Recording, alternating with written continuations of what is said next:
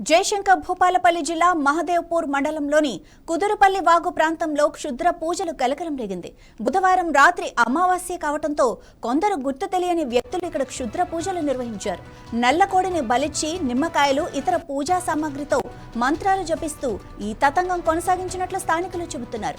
అర్ధరాత్రి వేళ వాగు దగ్గర ఈ విచిత్ర పూజలు చూసిన కుదురుపల్లి గ్రామ ప్రజలు తీవ్ర భయానికి గురయ్యారు.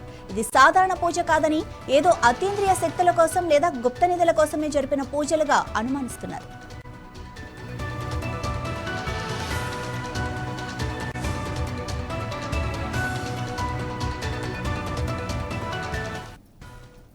కొంతమంది వ్యక్తులు ముఠాగా ఏర్పడి గుప్త నిధుల కోసమే ఇలాంటి పూజలు తరచుగా చేస్తున్నారని స్థానికులు చెబుతున్నారు.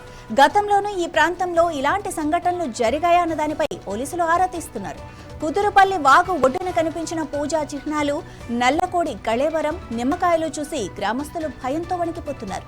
క్షుద్ర పూజలకు పాల్పడే వారిపై కఠిన చర్యలు తీసుకోవాలని స్థానికులు కోరుతున్నారు.